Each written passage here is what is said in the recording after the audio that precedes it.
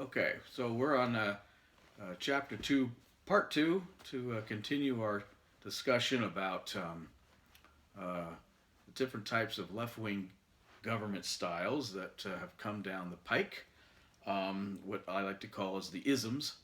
And this is to explain where they come from, what they mean, what they do, why they're not so hot, uh, and what we should do instead. As a conservative, the isms are bandied about a lot, and they raise concerns every time I hear them, especially when I hear them being praised or thought of as some kind of great solution to whatever problem is thought to be, you know, bugging us at the time. Uh, and it all started really with Marxism, but Marxism was never turned into a government style per se. It was just a philosophy that promoted an idea that became communism. It took almost 100 years for Marxist theory to become enacted in some form in reality. Uh, and that was in the 19 teens. But before that, in our country, up until about the 1870s, um, the United States was a republic. And we'll get into the right wing stuff in the next segment. But for now, the point I want to make is about the left wing stuff that interceded. So we were going along quite happily for 90 years or so. We went through Civil War. We were in the Reconstruction, and we started to get a little fat and happy. And I think that, like I was mentioning, the tinkerers, the people who like to change things, they started to get clever and wanted to improve upon our government style, a republic, constitutional republic. They wanted to fix things that weren't broken, take drastic measures to solve minute little problems. And unfortunately, these were mostly Republicans. There were some Democrats who joined in, and but initially it was a Republican movement. Progressivism was what it was called, and progressivism was an idea that forward-looking progressives were forward-looking. They could make a few tweaks here and there, and thought that by doing so, growing government a little bit, adding to its enumerated powers that it had no intention and it was not meant to be doing, just a little bit more, and we'd have it right, just right. And so the movement began, and it grew throughout the late 19th century. And one of its adherents that had some influence at the time was Teddy Roosevelt, who was lots of things. He was the New York Police Department, I think. I think he was the mayor of New York or the governor of New York, or I don't know. He did all these things in New York, and then he became president, of course. And he was the first progressive president around the turn of the last century. He was a person who used progressivism in his government style by growing government in certain areas that were important to him, like creating national parks and a number of other things. The Republicans who joined the progressive movement, and his successors like Taft and others,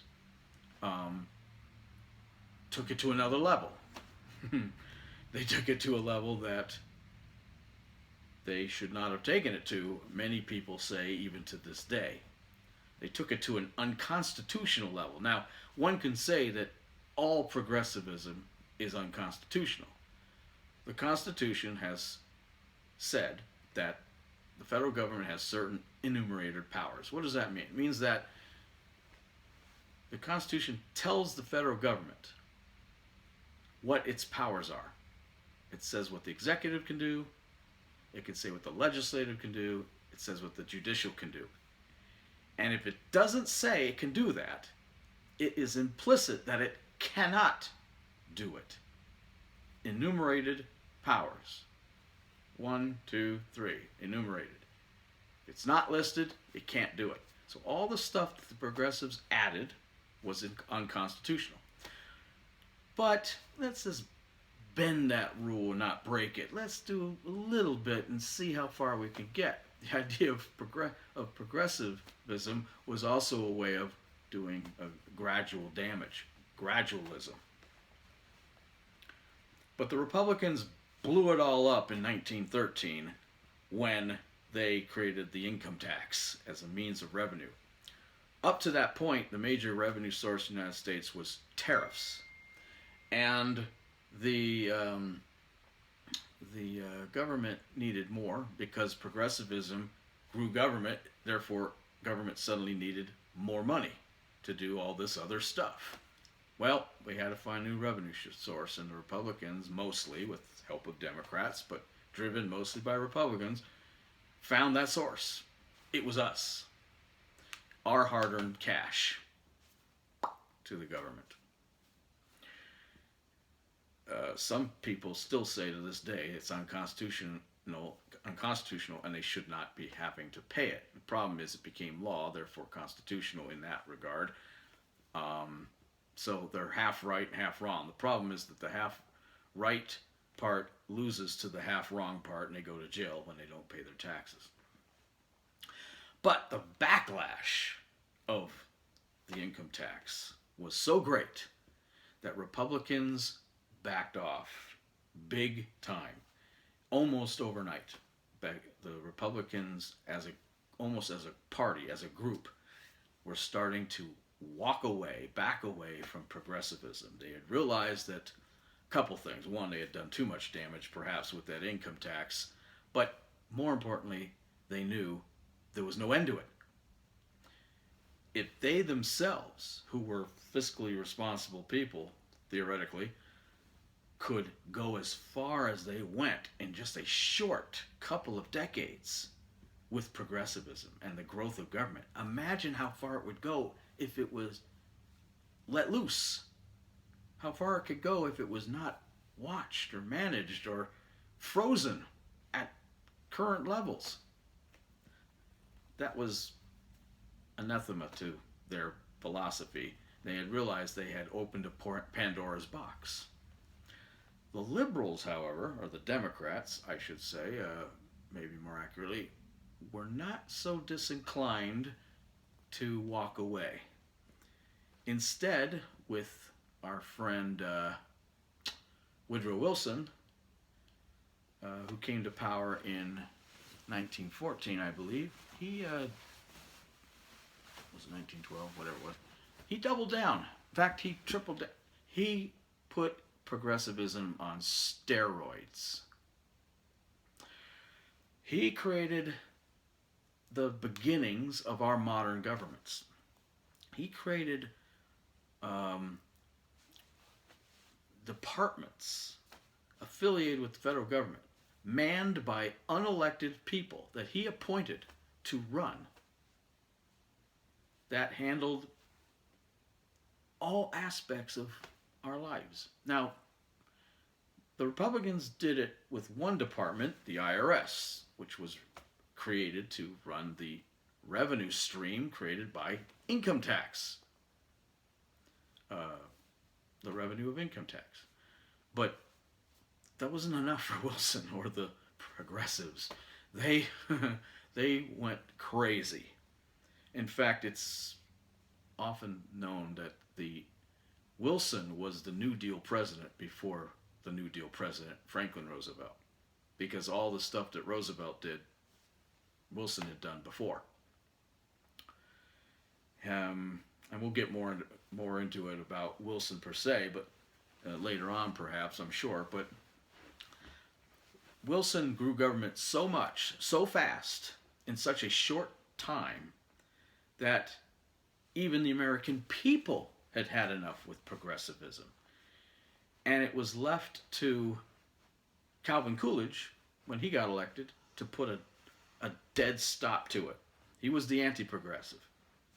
He wanted nothing to do with it, and the American people backed him. He became president almost exclusively to stop progressivism. But a couple of major events happened during this period of time. In 1917, there was the Communist Revolution in Russia, Red October of 1917. And in 1921, Mussolini came to power in Italy. Now, why are these really important dates? They're really important dates because the Democrats had within their party many different factions of people, many groups, who were drawn to different government styles. A lot of them loved the progressivism, but didn't like the handwriting on the wall, of the death of it. And some of them fled progressivism in favor of communism. They thought, that's the new thing, the new fad. Let's look into that. Let's sign up with that party. Let's go in that direction.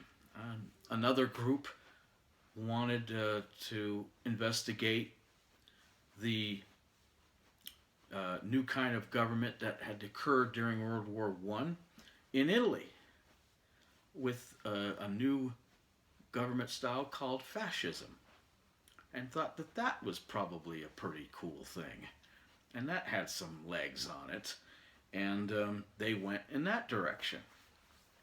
Now, why is this? And then, of course, there were some that stayed within the American progressive movement or American ideal of things and didn't become communist and didn't become fascist, but held to, the more American version of whatever the Democrat Party was pushing at the time. Now, why is that important? And why did I say the left went to the fascists? Because fascism, my friends, is a left-wing ideology, not a right-wing ideology. That is right. I said it. Yes, I did. And that's the next video, folks, because we got to talk about that one. And you're right now scratching your head going, wait a minute. I always was told, I read in the books, I hear on the news, I hear from Hollywood, I hear from every source there possibly is out there, that the left likes the communists and the socialists, and the right is fascist. Fascists were rightists, whatever, right-wingers. Nope. Incorrecto. History is inconvenient sometimes for people who like to believe a certain way. History is really inconvenient if you're a type of person who likes to buy into revisionist history or like to hear things go your way every time, but they don't always go your way.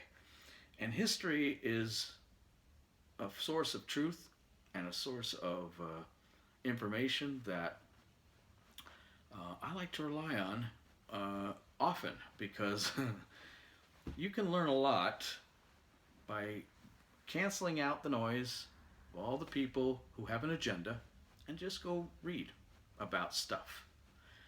And when you read about stuff and you can find sources that are unfiltered, you will find, incredibly, things that will blow your mind. I mean, it's a beautiful thing. And one of those things that I learned was that fascism, initially, anyway, was the love child of liberals. It was the absolute darling of the left. And we will hit on that notion in part 3 of our chapter 2 here, where we're talking about definitions, terminology, and history of the isms. All right, we'll see you on the next one. Bye.